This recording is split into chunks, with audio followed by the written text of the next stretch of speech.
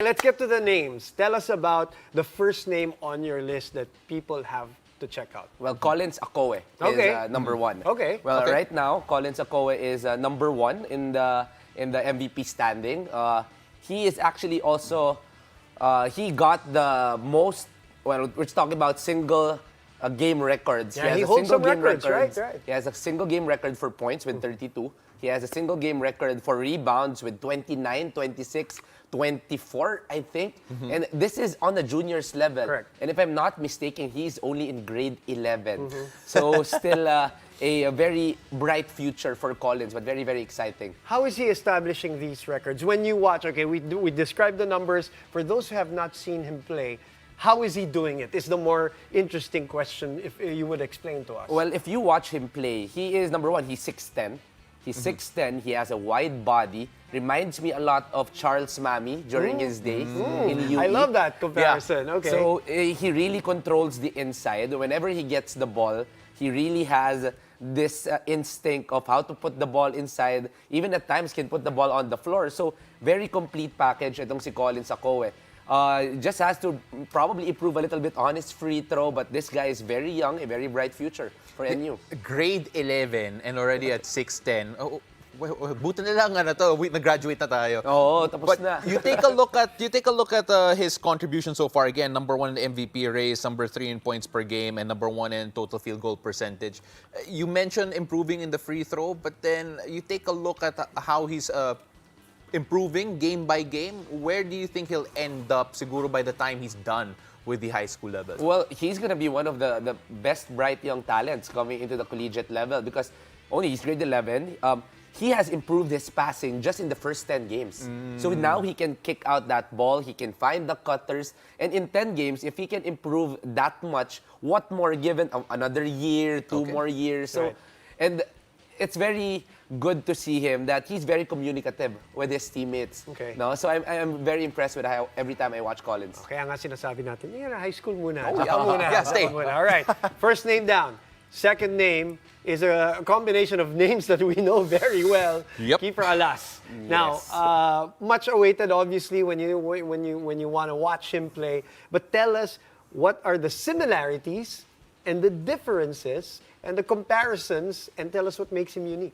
Well, of course, you see first the last name right away. He's an Alas, right? He is the youngest brother of Kevin. When you watch him play, when you look at his face, obviously he is an Alas. Talagang hindi na mawawala. But the way he dribbles, the way he shoots, the mechanics are very the same with Kevin. But what is different is the play style they have.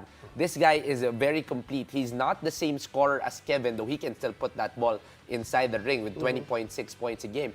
But he is a good Swiss Army knife, can rebound the ball, can really look for his teammates, can play defense terrifically. He is the number 1 rebounding in guards and the only guard in the top 10 in rebounding with 11.6. So sobrang complete nito. One thing I love about him is that he sees the floor completely. Yeah. He's so calm, he's so composed, he never rushes anything.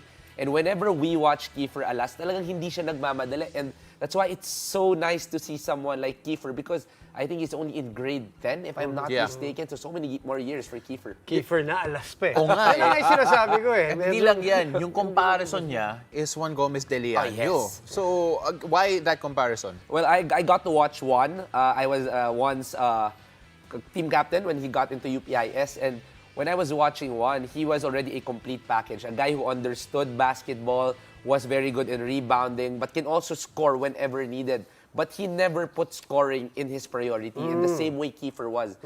Scoring is not in his priority, but when he needs to score, he steps up for De La Salle Zobel. So every time na, oops, all right, the team is down, I need to score, go. And the same way Juan was for UPIS before. Okay. Some guys, they suffer in the shadow of a name. Yeah. This guy obviously is flourishing in a bright future. We're looking at some of his pictures and the numbers, obviously.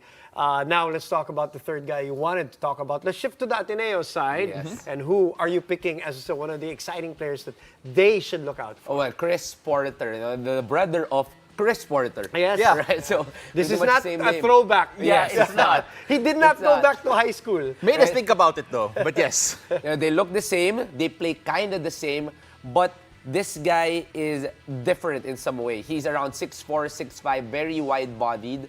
But Chris Porter can really control the inside. Number 2 in rebounding with 15.8, 17 points a game. But one thing that is not seen is the way he plays defense on the passing lanes.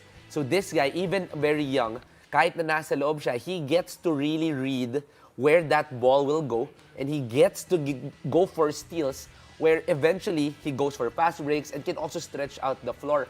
So he is a complete package because moving forward, maybe in the collegiate level, he can also play the wing, yet he's 6'4", 6'5", with a wide body. So a very, very good talent in Chris Porter. The comparison you made is Carl Tamayo, but because as much as I want to go deeper into that, we're a bit short on time, so let's go through the other ones first. Because I want to know more about a guy whose nickname is Mr. Doy It All. First of all, great. And second of all, tell me more about him. All right, so the nickname was actually something I just thought of in the middle of a game because he was literally doing it all. He was on a triple-double watch on one game. And, you know, with his nickname's Doy, he can really do everything inside the court. He started the season playing power forward, yet eventually he got to play wing, and sometimes he's even played by Coach Manu Inigo at the point guard. So literally doing it all for UST is Doy Dungo. Just look at the numbers: 15.1 points a game, 8.6 rebounds, 3.7 assists, and 2 steals a game. Everything you need from Doy, he can able to contribute.